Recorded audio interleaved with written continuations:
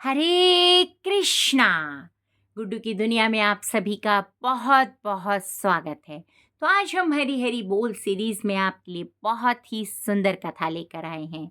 यह संवाद रामायण से है, तो इसे बहुत ही ध्यानपूर्वक सुनिएगा। कथा को बिल्कुल भी स्किप कर ना सुने, अन्यथा आपको कथा समझ में नहीं आएगी, ना ही उसका फल प्राप्त होगा। भगवान की कथा और भगवान में कोई अंतर नहीं होता। जिस तरह हम भगवान के दर्शन कर रहे हैं, वैसे ही हम कथा सुन रहे हैं। तो फिर कथा प्रारंभ करते हैं। तो सभी बोलेंगे जय श्री राम। भक्तों, राम विवाह के समय धनुष भंग का प्रसंग है। परशुराम जी, लक्ष्मण जी एवं भगवान परशुराम का एक बहुत रोचक ज्ञानवर्धक संवाद है। अत्यंत क्रोध में भरकर परशुराम जी कठोर वचन बोल रहे हैं। मूर्ख जनक, बता धनुष किसने तोड़ा? सभ्य बिलो के लोक सब जानी, जाने की भीरू।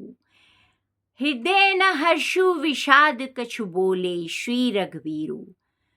श्री रामचंद्र जी सब लोगों को भयभीत देखकर और सीता जी को डरी हुई जानकर बोले।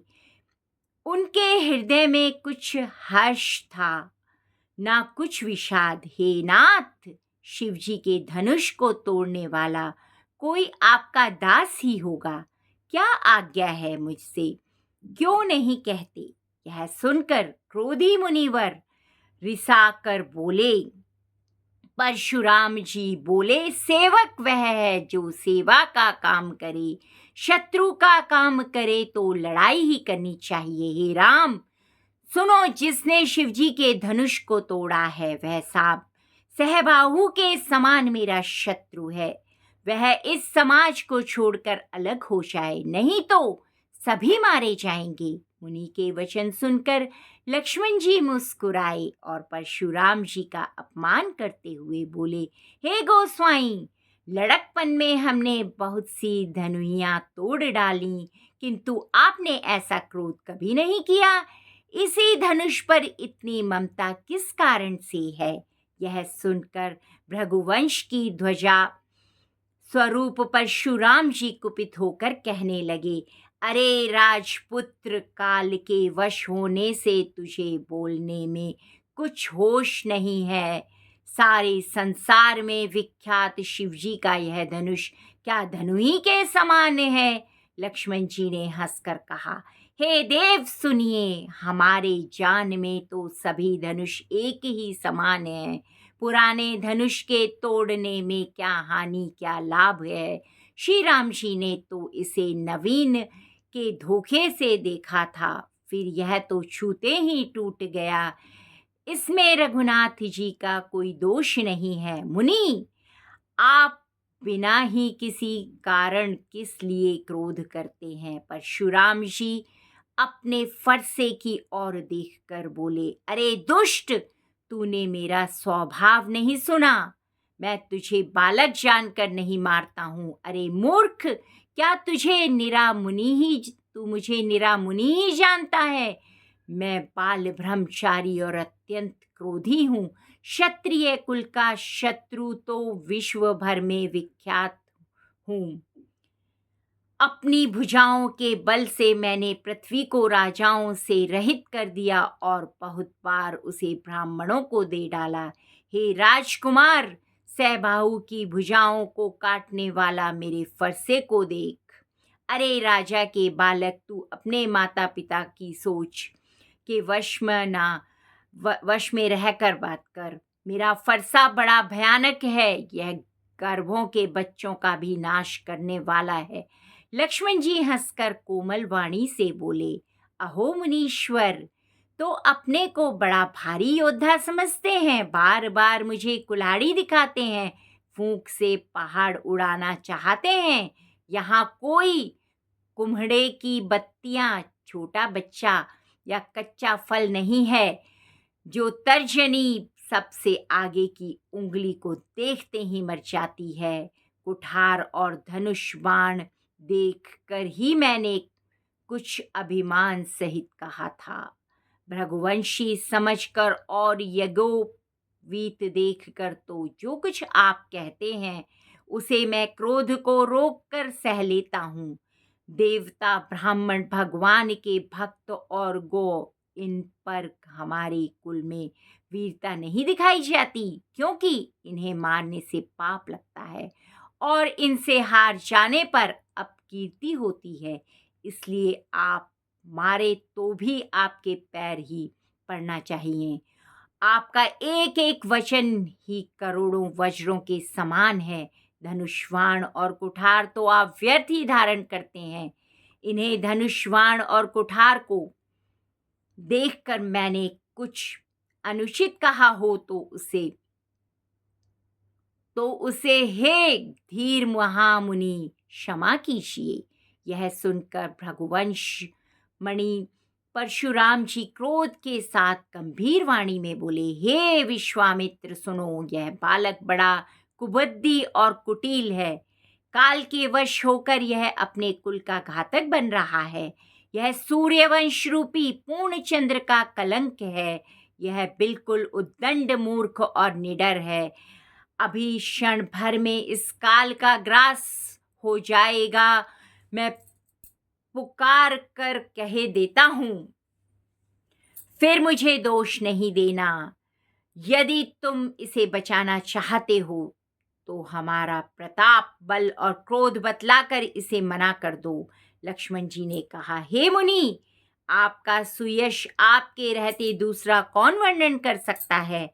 आपने अपने ही मुंह से अपनी करनी अनेकों बार बहुत प्रकार से वर्णन की है। इतने पर भी संतोष ना हुआ तो फिर कह डालिए, क्रोध रोक कर असह्य दुख मत सहिए। आप वीरता का क्रोध धारण करने वाले, धैर्यवान और शोभ रहित हैं। गाली देते शोभा नहीं आ पाते। शूरवीर तो युद्ध में करनी करते हैं कहकर अपने को नहीं जताते। शत्रु को युद्ध में उपस्थित पाकर कायर ही अपने प्रताप की डींग मारा करते हैं। आप तो मानो काल को हाँक लगाकर बार बार उसे मेरे लिए बुलाते हैं। लक्ष्मण जी के कठोर वचन सुनते ही परशुराम जी अपने भयानक फरसे को सुधार कर हाथ में ले लिया और बोले, अब लोग मुझे दोष न दें। यह कछुआ बोलने वाला बालक मारे जाने के ही योग्य है। इसे बालक देखकर मैंने बहुत बचाया, पर अब यह सचमुच मरने को ही आ गया है। विश्वामित्र जी ने कहा, अपराध क्षमा कीजिए। बालकों को के दोष और गुण को साधु नहीं गिनते। परशुराम जी बोले, तीखी धार का कुठार, मैं दया रहित और क्रोधी, और यह गुरुद्रोही और अपराधी मेरे सामने उत्तर दे रहा है। इतने पर भी मैं इसे बिना मारे छोड़ रहा हूं। सो हे विश्वामित्र, केवल तुम्हारे शील प्रेम से, नहीं तो इसे इस कठोर कुठार से काट कर थोड़े ही परिश्रम से गुरु के उत्तीर्ण हो जाता। विश्वामित्र जी ने हृदय से हंसकर कहा, मुनि को हरा ही हरा सूझ रहा है। अर्थात सर्वत्र विजयी होने के कारण ये श्री राम लक्ष्मण को भी साधारण क्षत्रिय ही समझ रहे हैं, किंतु यह लोहमयी केवल फौलाद से बनी हुई खाड़ है, ऊख की खाड़ नहीं। मुनि अब भी बेसमझ बने हुए हैं, इनके प्रभाव को नहीं समझ रही। लक्ष्मण जी ने कहा, हे मुनि, आपके शील को कौन नहीं जानता। वह संसार भर के प्रसिद्ध हैं, संसार भर में प्रसिद्ध हैं। आप माता पिता से तो अच्छी तरह उत्तीर्ण हो ही गए, अब गुरु का ऋण रहा, जिसका जी में बड़ा सोच लगा है। वह हम मानो हमारे ही मत्थे गड़ा था। बहुत दिन बीत गए, इसे ब्याज भी बहुत गाढ़ा बढ़ गया है, बहुत ज़्यादा बढ़ गया है। अब किसी हिसाब करने वाले को बुला लाइए, तो मैं तुरंत थैली खोल कर दे दूंगा। लक्ष्मण जी के कठोर वचन सुनकर परशुराम जी ने कुठार संभाला, सारी सभा हाय हाय करके पुकार उठी, हे भृगु श्रेष्ठ, आप मुझे फरसा दिखा रहे हैं। लक्ष्मण जी ने कहा, पर हे राजाओं के शत्रु, मैं ब्राह्मण समझकर बचा रहा हूं। आपको कभी रणधीर बलवान और वीर नहीं मिले हैं। हे ब्राह्मण देवता, आप घर ही में बड़े हैं, यह सुनकर अनुचित उचित कहकर सब लोग पुकार उठे। तब श्री रघुनाथ जी के ने इशारे से लक्ष्मण जी को रोक दिया।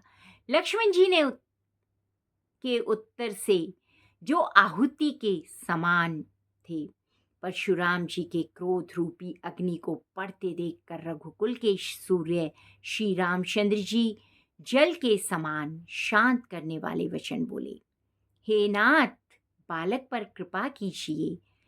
इस सीधे और दूध मुहे बच्चे पर क्रोध ना कीजिए। यदि यह प्रभु का कुछ भी प्रभाव जानता तो क्या यह बेसमझ आपकी बराबरी करता? बालक यदि कुछ चपलता भी करते हैं तो भी माता पिता और गुरु मन में आनंद से भर जाते हैं। अतः इसे छोटा बच्चा और सेवक जानकर कृपा कीजिए। आप तो समदर्शी, सुशील, धीर और ज्ञानी मुनि हैं। श्री रामचंद्र जी के वचन सुनकर वे कुछ ठंडे पड़े। इतने में लक्ष्मण जी कुछ कहकर फिर मुस्कुरा दिए। उनको हंसते देखकर परशुराम जी के नख से शिखा सारे शरीर में क्रोध छा गया।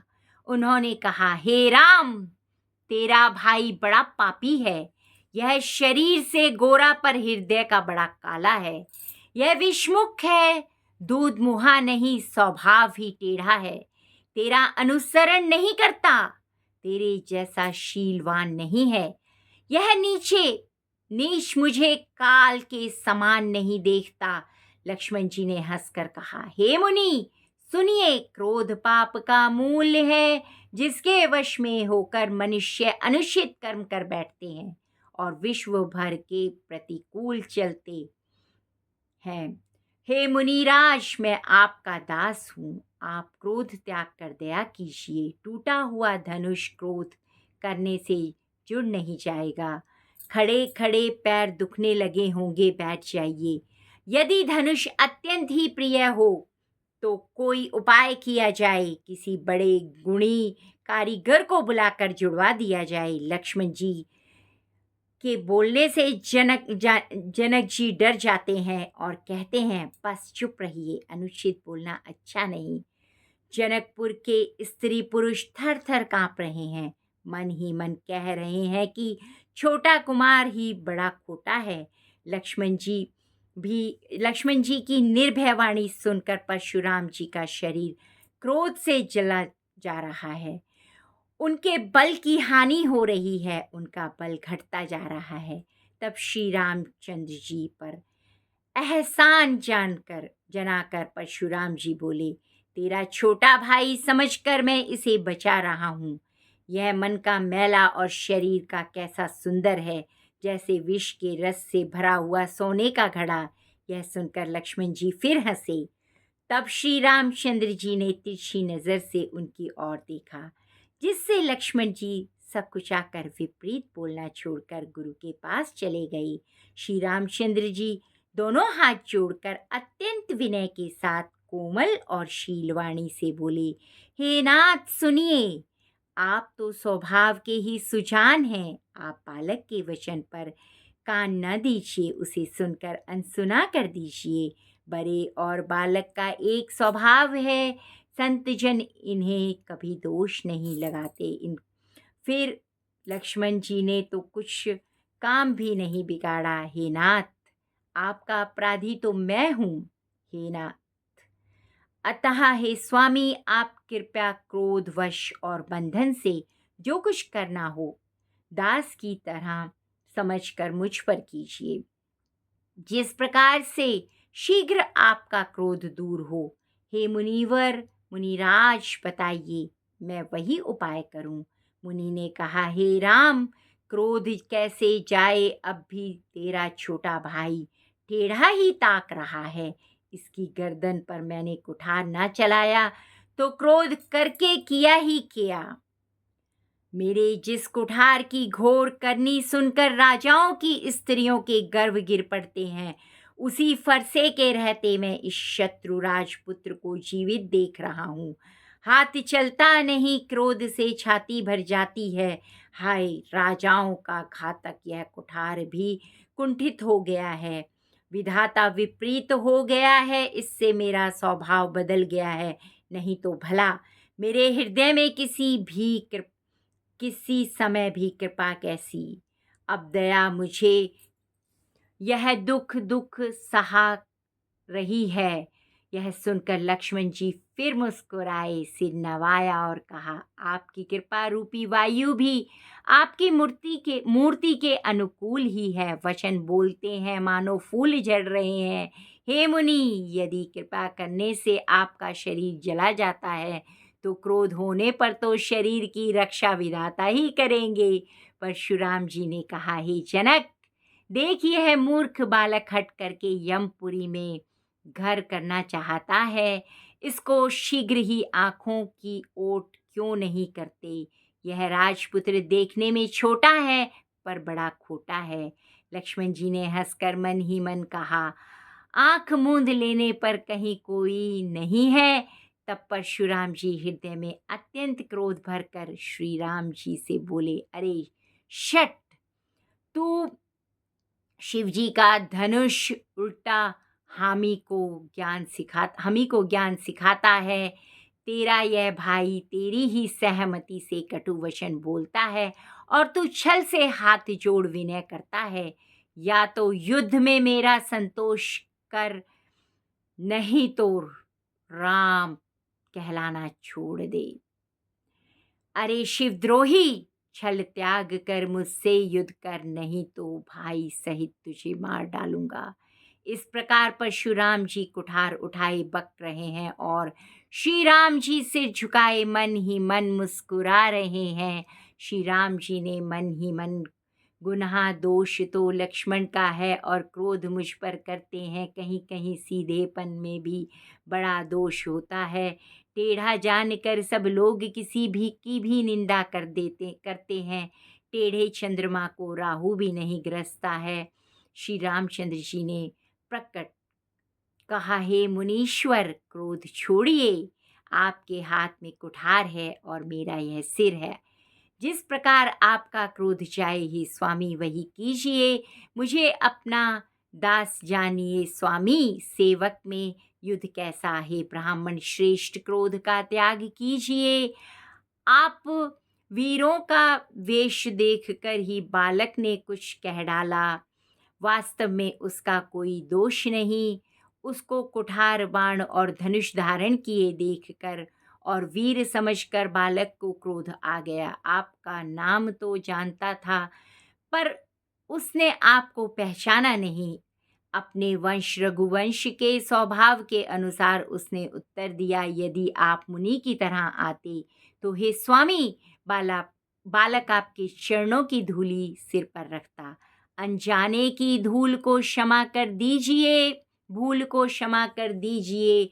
ब्राह्मणों के हृदय में बहुत अधिक दया होनी चाहिए। हे नाथ, हमारी और आपकी बराबरी कैसी, कहिए ना। कहाँ शरण और कहाँ मस्तक, कहाँ मेरा राम मात्र छोटा सा नाम और कहाँ आपका परशुराम, परशु सहित बड़ा नाम। हे देव, हमारे तो एक ही गुण धनुष हैं, आपके परम पवित्र शम, दम, तप, शौच, क्षमा, सरलता, ज्ञान, विज्ञान और आस्तिकता, ये 9 गुण हैं। हम तो सब प्रकार से आपसे हारे हैं। हे विप्र, हमारे अपराधों को क्षमा कीजिए। श्री रामचंद्र जी ने परशुराम जी को बार बार हे विप्रवर कहा। तब भृगुपति परशुराम जी कुपित होकर अथवा क्रोध की हंसी हंसकर बोले, तू भी अपने भाई के समान टेढ़ा ही है। तू मुझे मेरा ब्राह्मण ही समझता है। मैं जैसा विप्र हूँ तुझे सुनाता हूँ।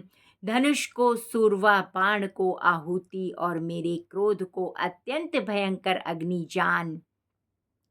चतुरंगणी सेना सुंदर समिधाएं, यज्ञ में जलाई जाने वाली बड़ी बड़ी लकड़ियाँ, बड़े बड़े राजा उसमें आकर बलि के पशु हुए हैं, जिनको मैंने इसी फरसे से काट काट कर बलि दिया है। ऐसे करोड़ों जप युक्त रण यज्ञ मैंने किए हैं, अर्थात जैसे मंत्रोच्चारण पूर्वक स्वाहा शब्द के साथ आहुति दी जाती है, उसी प्रकार मैंने पुकार पुकार कर राजाओं की बलि दी है। मेरा स्वभाव तुझे मालूम नहीं, इसी से तू ब्राह्मण के धोखे मेरा निरादर करके बोल रहा है। धनुष तोड़ डाला, इससे तेरा घमंड बहुत बढ़ गया।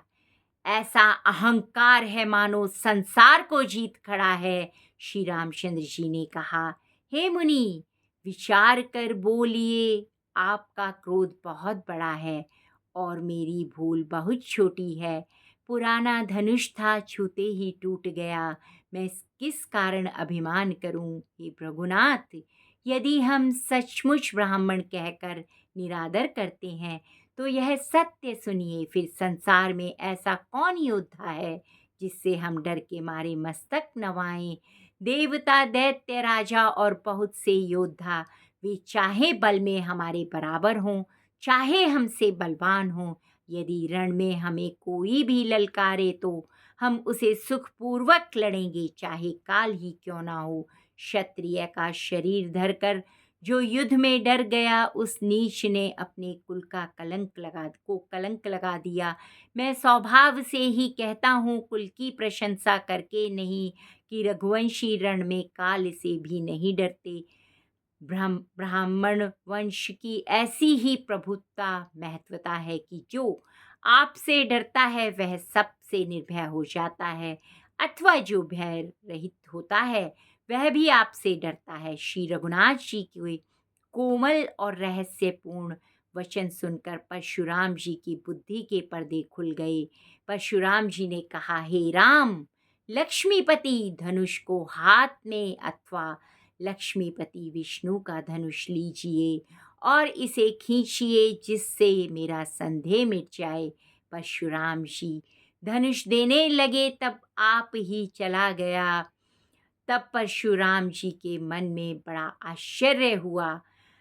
तब उन्होंने श्री राम जी का प्रभाव जाना, जिसके कारण उनका शरीर पुलकित और प्रफुल्लित हो गया। वे हाथ जोड़कर वचन बोले, प्रेम उनके हृदय में समाता नहीं था। हे रघुकुल रूपी कमल वन के सूर्य, हे राक्षसों के कुल रूपी घने जंगल को जलाने वाले अग्नि, आपकी जय हो। हे देवता, ब्राह्मण और गौ का हित करने वाले, आपकी जय हो।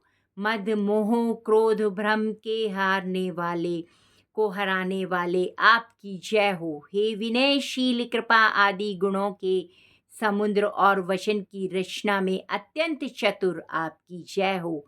हे सेवकों को सुख देने वाले, सब अंगों से सुंदर और शरीर में करोड़ों कामदेवों की छवि धारण करने वाले, आपकी जय हो। मैं एक मुख से आपकी क्या प्रशंसा करूं? हे महादेव जी के मन रूपी मान सरोवर के हंस, आपकी जय हो। मैं अनजाने में आपको बहुत से अनुचित वचन कहे, मैंने अनजाने में। हे क्षमा के मंदिर दोनों भाई, मुझे क्षमा कीजिए। हे रघुकुल के पताका स्वरूप श्री रामचंद्र जी, आपकी जय हो, जय हो। ऐसा कहकर परशुराम जी तप के लिए वन को चले गए। दुष्ट राजा लोग बिना ही कारण के डर से श्री रामचंद्र जी से तो परशुराम जी भी हार गए। हमने इनका अपमान किया था, अब कहीं ये उसका बदला ना लें, इस व्यर्थ के डर से डर गए। वे कायर चुपके से जहाँ तहाँ भाग गए। देवताओं ने नगाड़े बजाए, वे प्रभु के ऊपर फूल बरसाने लगे। जनकपुर के स्त्री पुरुष हर्षित हो गए। उनका मोह में अज्ञान से उत्पन्न शूल मिट गया। खूब जोर से बाजे बजने लगे। सभी ने मनोहर मंगल साज बजाए।